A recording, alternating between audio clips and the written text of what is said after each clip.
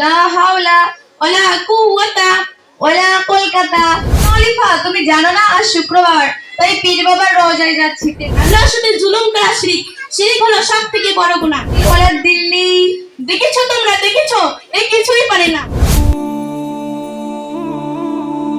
আসসালামু আলাইকুম ওয়া রাহমাতুল্লাহি ওয়া বারাকাতুহু। নানান কাজের ঝামেলায় বড্ড দেরি হয়ে গেল। আজ বোধহয় পীর বাবার রোজায় তেল পানি দেওয়ার জায়গা পাওয়া যাবে না। যাই একটু তাড়াতাড়ি যাই, জায়গা পাওয়া যায় কিনা। আসসালামু আলাইকুম। আরে তামান্না, কেমন আছো? ওয়ালাইকুম সালাম। বাবার কৃপায় না মরে কোনো রকম বেঁচে আছি। তুমি কেমন আছো তাই বলো।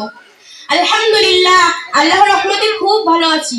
আচ্ছা তামান্না, আমি তোমাকে সালাম দিলাম, তুমি হাত উঁচু করে মাথা নিচু করে মুসলিমদের মতো করে বললে ওয়ালাইকুম সালাম। ওইরকম করে বলতে নেই, বলতে হয় ওয়ালাইকুম আসসালাম ওয়া রাহমাতুল্লাহি ওয়া বারাকাতুহু। রাত তোর নসিহত, রাস্তাঘাটে তোলে তো মাস্টারি করতে হবে না। আর আমি এখন খুব ব্যস্ত আছি, আর কিছু বলার থাকলে তাড়াতাড়ি বলে ফেল। হ্যাঁ, বলার জন্যই তো দাঁড়িয়েছি। আচ্ছা তামান্না, এত রৌদ্রের মধ্যে হাতে ব্যাগ মুখে মেকআপ নিয়ে কোথায় চললে? হ্যাঁ, কেন আলিফা, তুমি জানো না আজ শুক্রবার, তাই পীর বাবার রোজায় যাচ্ছি তেল পানি পড়তে। হায় আফসোস, জুমার দিনে পুরুষরা যায় নামাজ পড়তে, আর তুমি একই সময় যাচ্ছ তেল পানি পড়তে। কেন, তোমার কি হয়েছে? আর বলো না অলিফা, এত রোগ নিয়ে ভুগছি, কত ডাক্তার কবিরাজ দেখালাম, কিছুতেই কাজ হলো না। তাই পাড়ার কিছু বয়স্ক মহিলারা বললো, হারোয়া পীর আব্বাজানের কাছে যাও, সাত শুক্রবার মান্যত করো, তেল পানি ব্যবহার করো, দেখো বাবার কৃপায় সব ঠিক হয়ে যাবে। তাই আমি 5 শুক্রবার যাচ্ছি, আরো 2 শুক্রবার যাব। আচ্ছা তামান্না, পীরের রোজায় গিয়ে তুমি কি করো? কেন, সবাই যেরকম করে বাতাসা, মোমবাতি, ধূপবাতি, গোলাপ পানি দিয়ে বললাম, বাবা পীর সাহেব, রোগ নিয়ে তোমার কাছে এসেছি, তুমি যদি রোগ ভালো করে দাও তাহলে তোমার নামে জোড়া খাসি জবাই করে গ্রামের গরিব ইতিম মিসকিনকে খাওয়াবো। নাউজুবিল্লাহ, তুমি এসব আগডুম বাগডুম কি বলছো? আকডুম বাকডুম বলছি মানে? এই তো বললে বাবার কৃপায় না মরে বেঁচে আছি, বাবা তুমি রোগ ভালো করে দাও, এসব বলছো কেন? যা পারলাম তাই বললাম, তাতে তুমি নাউজুবিল্লাহ বলো আর যা পারো তাই বলো। তাহলে তুমি এটাই ভুল করছো তামান্না। 100 ভাগের মধ্যে 100 ভাগই সত্য যে একমাত্র সুস্থ করার মালিক মহান আল্লাহ, পীর বা অন্য কেউ নয়। এই জন্যই তো আমি বোরকাধারী মেয়েদেরকে একদম সহ্য করতে পারি না। তুমি আমার পীর সাহেবকে অপমান করছো। আস্তাগফিরুল্লাহ তামান্না, তুমি ভুল বুঝছো। আমি কোনো পীর সাহেবকে অপমান করছি না। নিঃসন্দেহে পীর সাহেবরা আল্লাহ তাআলার প্রিয় বান্দা, আর আমি যথাযথ তাদেরকে সম্মান করি। তার মানে এটা নয় যে পীর সাহেবরা আল্লাহ তাআলার সমতুল্য। আর কোন আল্লাহ ছাড়া কোনো পীর সাহেবেরই ক্ষমতা নেই যে রোগ ভালো করা এবং সন্তান সন্ততি দেওয়ার। আল্লাহ রাব্বুল আলামিন পাক কোরআনের মধ্যে বলেন, ইন্নাশ শিরকু লাযুলমুন আযীম। তার মানে? এর মানে হলো আল্লাহর সাথে জুলুম করা শিরক। শিরক হলো সবথেকে বড় গুনাহ। এর থেকে ঈমান আমল সব নষ্ট হয়ে যায়।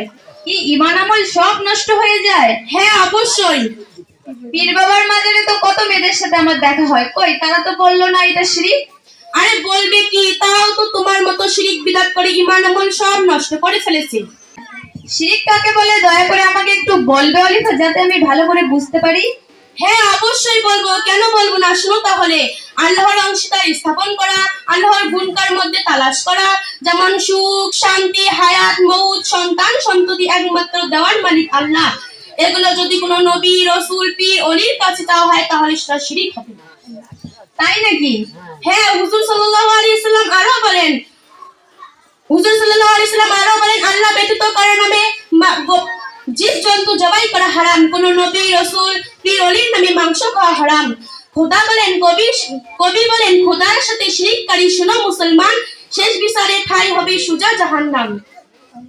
তাহলে তো জীবনে আমি অনেক গুনাহ করে ফেলেছি।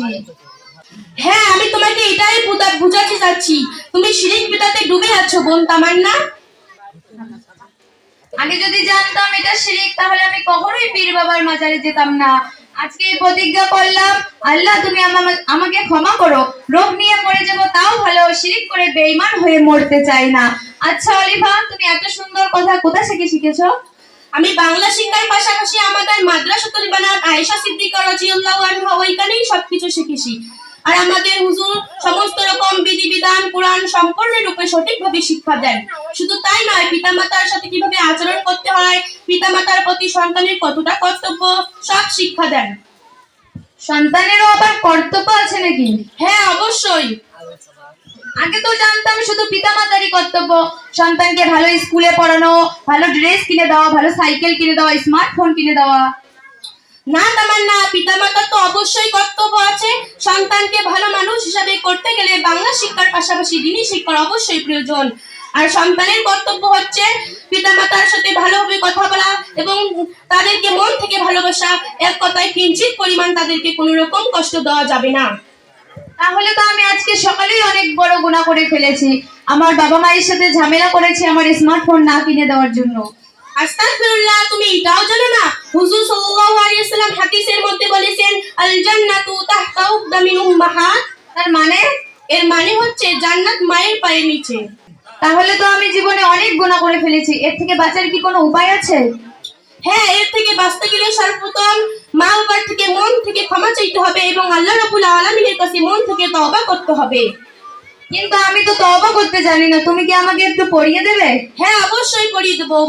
খলিস মানে অন্তর থেকে পড়ো। লা হাওলা লা হাওলা ওয়ালা কুওয়াতা। ওয়ালা কলকাতা আর ওটা কলকাতা হবে না, ওটা হবে কুওয়াতা। ওয়ালা কুওয়াতা ইল্লা বিল্লাহিল আলিয়্যুল আযীম।